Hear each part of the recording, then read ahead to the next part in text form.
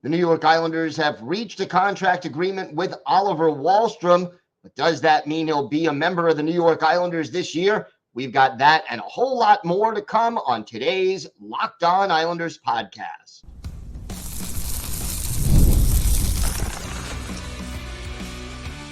Your Locked On Islanders, your daily podcast on the New York Islanders. Part of the Locked On Podcast Network, your team every day. Welcome, everybody, to the Friday edition of the Locked On Islanders podcast, part of the Locked On Podcast Network, your team every day. I want to thank everyone who makes Locked On Islanders your first listen every day. Don't forget to subscribe on YouTube or wherever you get your podcasts so you can get new episodes as soon as they drop. Today's episode is brought to you by Game Time. Download the Game Time app, create an account, and use code LOCKEDONNHL for $20 off your first purchase. Terms apply. We have a busy show today, some news coming from Long Island. But first, if there's something Islanders related on your mind, if you have a question, a comment, maybe a topic you'd like us to discuss on a future episode, you can email us at lockedonislanders@gmail.com. And if you leave your first name and where you're from, we're happy to mention you on the show when we discuss whatever it is that's on your mind.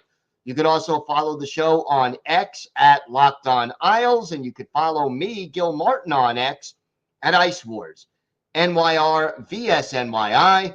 We'll keep you up to date on all things Islanders all year long during the offseason. That's hirings, firings, trade rumors, free agency, the draft, and anything really happening to the New York Islanders.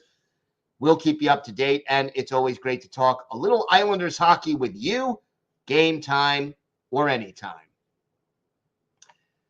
So we have been talking on the show in recent weeks about Oliver Wahlstrom and his August 1st arbitration date. Well, you can forget about the arbitration. As of right now, the Islanders on Thursday reaching an agreement with Wally on a new contract. And I think that's a relief. The filing took place all the way back on July 5th. Everyone sort of expected something would happen before August 1st, which was the date. Well, that's what happened. The qualifying offer was originally $917,831. But instead, the contract actually signed between Wally and GM Lou Lamoriello, 1 year, $1 million. So, what does that mean for the New York Islanders and for Oliver Wahlstrom? Well, it means no arbitration hearing. It means we know for sure what Oliver Wahlstrom's salary is going to be this year. But here's the deal. Here is the deal. It doesn't necessarily mean that the New York Islanders will have Oliver Wahlstrom on their NHL roster on opening night, October 10th, when the Islanders open the season. Why? There's a whole bunch of reasons, but let's start with this. As a result of this signing, the Islanders are now officially $950,000 over the cap. Now, you're allowed in the NHL during the offseason to be up to 10% above the actual cap ceiling. Once the regular season actually starts, however, then you have to be at or under the cap. And look, we have talked about Oliver Wahlstrom and what he's been through. He has struggled as a member of the New York Islanders, played 193 games during the regular season, but that's over the last 5 years. So that's 193 out of a little more than 400 possible regular season games. In those 193 games, he scored 34 goals and has 33 assists for 67 points. He tore an ACL during the 2022-2023 season. That certainly hindered his progress. When he first came up, Wahlstrom had issues with Barry Trotz, and Trotz was really trying what could charitably be called a tough love approach, so that if Wahlstrom was on the ice, he would end up making a mistake and then being benched. And, you understand. You want to teach a young player that certain things are not acceptable. However, the frustrating thing is that while Wahlstrom would get benched anytime he made a mistake, established veterans would continually make similar mistakes or, repeat their own mistakes over and over again and remain in the lineup. You would have thought that under Lane Lambert, there would have been progress for Wahlstrom. When he was healthy, he couldn't get an every game spot, a regular spot in the lineup as one of the Islanders' top 12 forwards under Lambert. And then when Patrick Waugh took over in midseason last year, there was talk, okay, here's Patrick Waugh, clean slate, new chance. Waugh originally said he was going to give Wahlstrom every opportunity to break into the lineup. We knew the Islanders needed goal scoring. They finished, 22nd in the league in goals scored for a playoff team. That's pretty darn low in the standings. And after an initial few games under Waugh, that was it. No more. He spent almost all of the rest of the season on the bench, really in the press box as one of the Islanders' black aces, and did not play again until the season finale, which had no bearing on the standings or on the Islanders' playoff situation. So realistically, that was just, okay, let's give Wally a game. Let's keep him a little bit sharp. But again, Wahlstrom not really in the team's plans, did not play at all in the Islanders' 5 Stanley Cup playoff games. So realistically, why has Oliver Wahlstrom never established himself? Well, this past year, again, Wally only played 32 games, 2 goals, 6 points, -6 on the +/- penalty minutes. One of those 2 goals and one of his 4 assists did come on the power play. And for Wahlstrom, it's still all about what he does when he doesn't have the puck. That is the sticking point for Oliver Wahlstrom. When he doesn't have the puck, he does not seem to be positionally sound defensively. His skating, while he has worked to improve it a bit, is still subpar. And just he seems to need a little bit more time and space to get his shot off than most NHL defenses allow. So overall, we just haven't seen consistent production. Have the Islanders always given him a fair shake, given him, developed him as well as they could? Everydayers know. We've talked about the difficulty the Islanders have had at draft and develop. They have problems trading away a lot of draft picks, and then the ones they keep, they often don't develop well.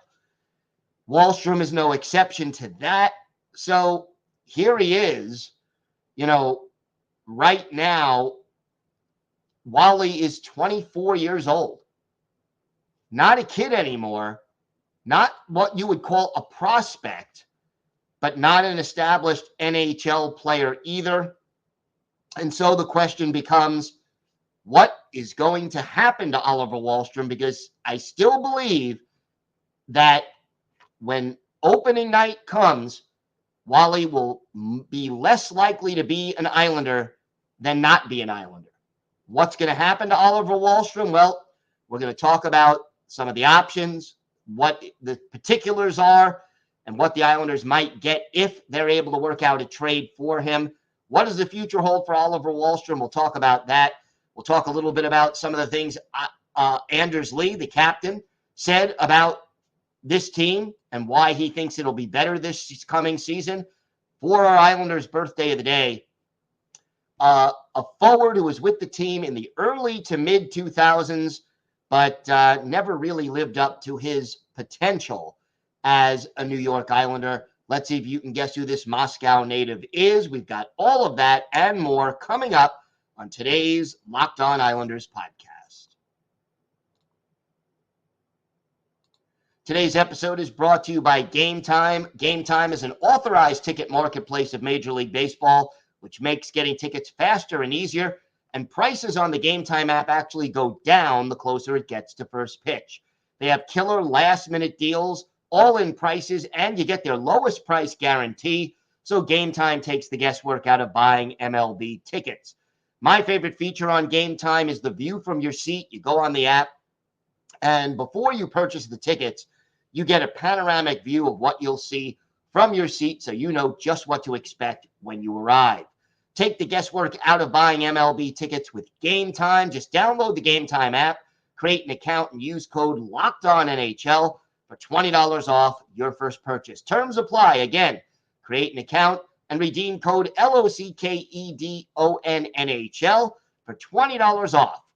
Download Game Time today. Last-minute tickets, lowest prices, guaranteed.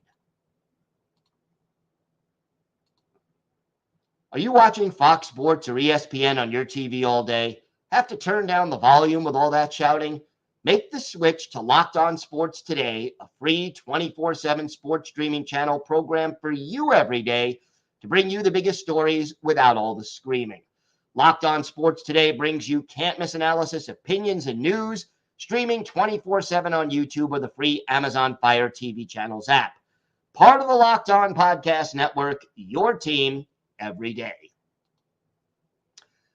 So what's going to happen to Oliver Wahlstrom and his $1 million salary? As I said, the Islanders right now do not have enough cap space to put Wally on the roster unless you send down a Hudson Fasching or a Maxim Siplakov, who they're not going to send down unless he really bombs out in training camp. Because if you recall, everydayers know, Lou Lamoriello said they didn't sign Siplakov to have him play in Bridgeport. Okay, great. But the Islanders are over the cap. And the question becomes, what do? They cannot send Oliver Wahlstrom down to the minors without putting him on waivers. And the one thing that Lou Lamoriello said when he made the qualifying offer to Wally was, he may not fit into this team's plans, but we're not going to lose him for nothing. Well, if you try to send him down to Bridgeport and another team signs him, guess what? You'll lose him for nothing. So that's not likely. And, you could say Wahlstrom could battle Hudson Fasching or Simon Holmstrom for a spot on the fourth line. But you're not going to send those guys. You would lose them if you send them to the minors. Plus, with Fasching's salary would not be enough if you were to keep Oliver Wahlstrom, that you would still be under the cap because Wally is making $1 million and Holmstrom is only making $850,000, Fasching $775,000. If you were to send either of those guys down to Bridgeport and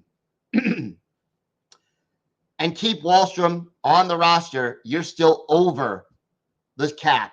And another move somewhere, somehow, has to be made, and you're still a player short. You have 22 players, not the permitted 23 players on your NHL roster. Now, everydayers, we've discussed there are some teams that there have been a little chatter. Maybe the Boston Bruins, maybe the Tampa Bay Lightning could be interested in Wahlstrom. And I guess the question is this. Do you just trade Wahlstrom straight up to one of those teams or to a team in maybe the Western Conference or really anywhere? Do you sign, do you make that trade straight up? Wahlstrom for a third-round pick. Wahlstrom for a solid AHL player who may still be a prospect, or another player like Wally, who was once considered a big prospect, but now, he just isn't, needs a change of scenery, like Wally probably does in order to reach his potential. Well, you could do that straight up, or if you're going to be a little more bold, maybe you include Wahlstrom as part of a bigger deal that frees up cap space. Is that a JG Pageau? Is that, most likely not Anders Lee? But is there another player who could get traded where, instead of the other team, let's just say for argument's sake, it's JG Pageau, okay? And you could say, the other team comes back and says, you know what, JG Pageau, 11 goals, 33 points, 32 points, not worth $5 million a year. We won't do this deal unless you retain salary. Well, retaining salary means you get less of a benefit from the trade, and the Islanders really want to free up as much cap space as possible if indeed Lou Lamoriello feels like he can really improve this team by making another move. So what do? You could throw in a guy like Oliver Wahlstrom into a deal instead of having to retain salary, or throw in, a second round pick. Okay, we'll give you, Pageau, but we'll throw in a second round. You don't want to start doing that. You want to hold on to your draft picks, as many as possible. You already don't have a second round pick in 2026. So maybe Wahlstrom goes independently, or maybe he's part of a bigger deal. Now, with bigger deals and Lou Lamoriello, I'll believe it when I see it. I just don't see Wahlstrom being a black ace again on this team unless another deal is made that frees up the cap space. It doesn't benefit Wally. It doesn't benefit the Islanders. And I do believe that Wahlstrom and the Islanders would both benefit from him having a change of scenery. The other guys I talked about, Simon Holmstrom, Hudson Fasching, Wahlstrom may have more offensive potential than both of those guys, but more realistically, all three of them are probably playing third or fourth line minutes. And I'm not sure, based on the way he plays away from the puck, that Wahlstrom makes sense as a fourth liner or as a third liner. If he was a better checker, if he was more responsible defensively, if he was a little better of a skater, if he picked up his man more consistently, yeah, I could see it. But unless those aspects of his game improve, it doesn't seem to me to make as much sense to keep Wally on the roster as opposed to Simon Holmstrom or Hudson Fasching. We shall see what Lou Lamoriello decides to do. But as of right now, the New York Islanders are $950,000 over the cap. And got to figure out something before the season starts. Keep in mind, Wahlstrom could remain an Islander through training camp, and they could trade him the day before the season starts and still not have a cap issue. So still time, still options here, but right now, Oliver Wahlstrom has signed a 1-year, $1 million deal. By the way, if nothing else happens, Wally is again a restricted free agent next offseason with arbitration rights, and he doesn't become an unrestricted free agent until 2027, until the summer of 2027. So 2 more seasons after this year before Wally can become a UFA. I'm telling you, the Islanders have to figure out where to put him, but it's probably not going to be as a member of the New York Islanders. We have got more to get to on today's show. Anders Lee spoke to NHL.com, talked a little bit about why he feels this team will be better. We'll talk about that. Plus, our Islanders birthday of the day, all that and more still to come on today's Locked On Islanders podcast. Today's episode is brought to you by your friends at FanDuel. I love sports. I love them so much, I never want them to stop.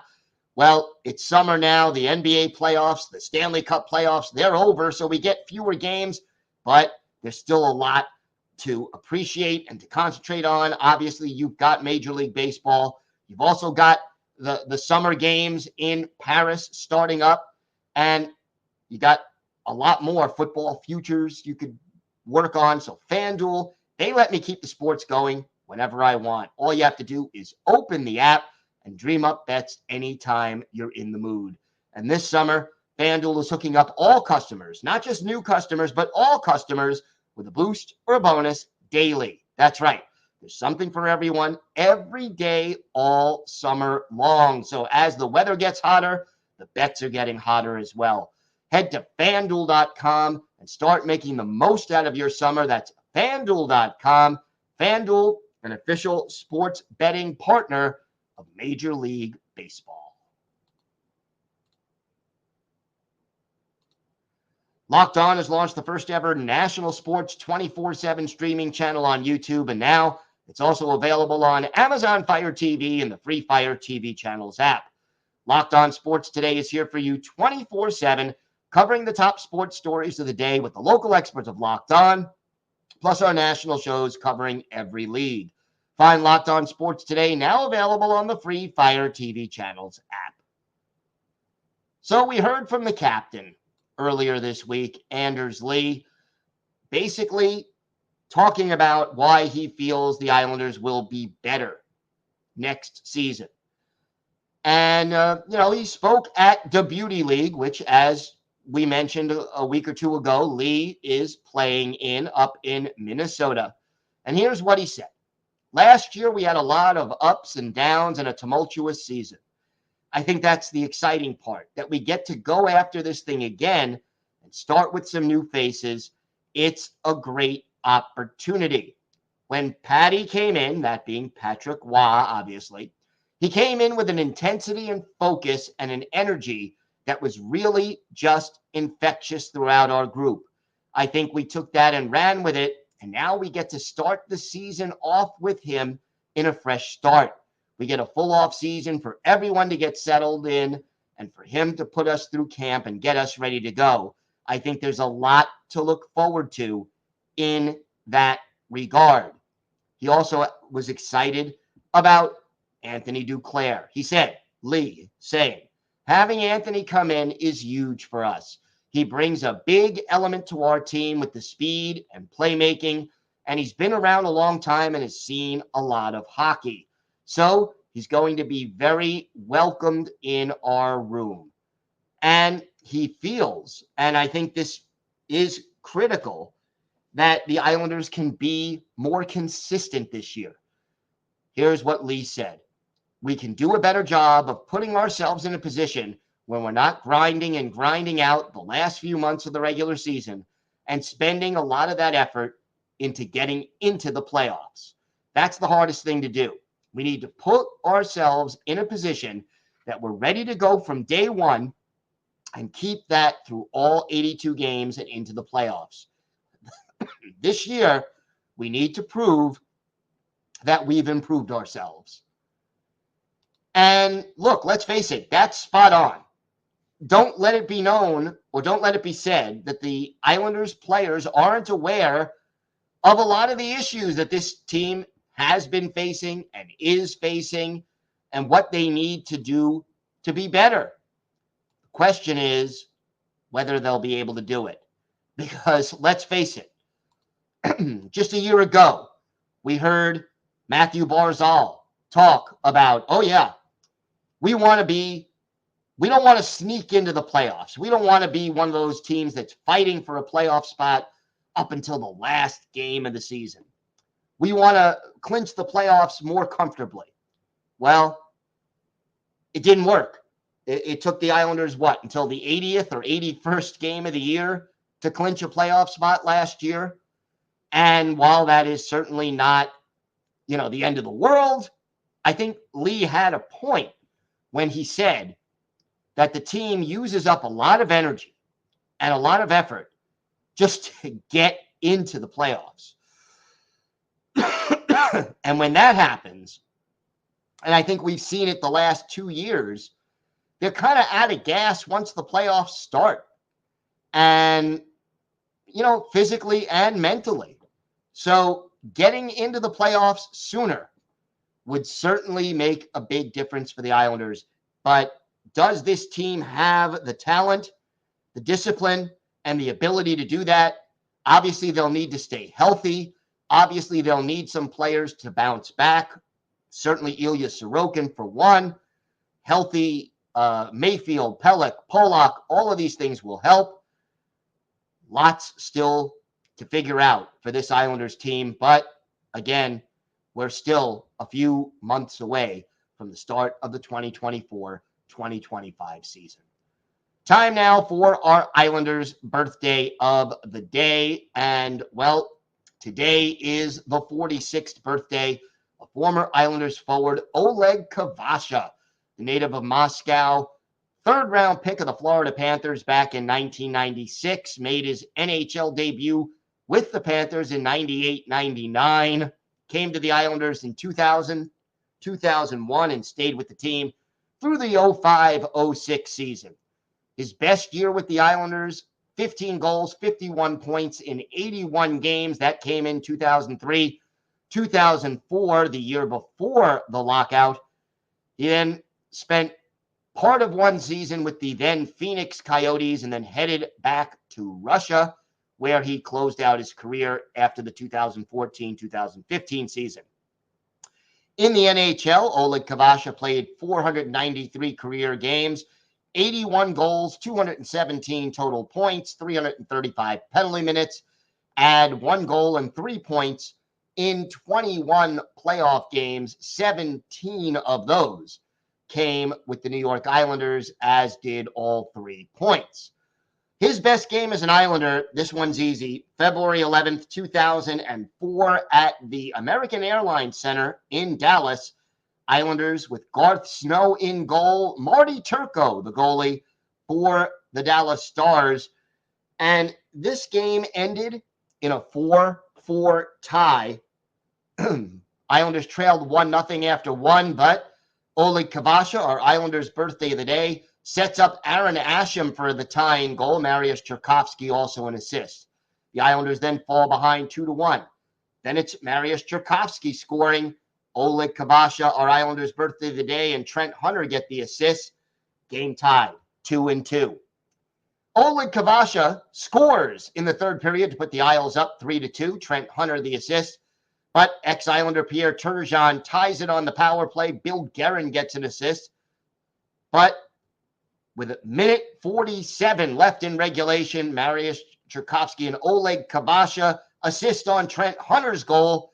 Islanders are up, but the Stars tie it. Future Islander Bill Guerin ties it with 7 seconds left. This game ends in a 4-4 tie, but Oleg Kvasha, our Islanders' birthday of the day, had a hand in all 4 Islander goals. He had a goal, 3 assists. He was a +3, and he had 4 shots on goal in 21 minutes, 26 seconds. So Oleg Kvasha, who never really lived up to the hype, but had a solid, if not spectacular, NHL career, he is our Islanders' birthday of the day.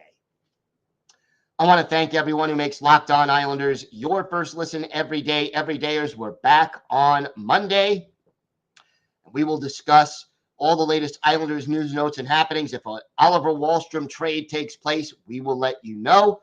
And things are starting to sort of wind down. Next week, we will go to a 3-show-a-week schedule, usually Monday, Wednesday, and Friday, unless there is some big news coming, in which case we'll do the show that day.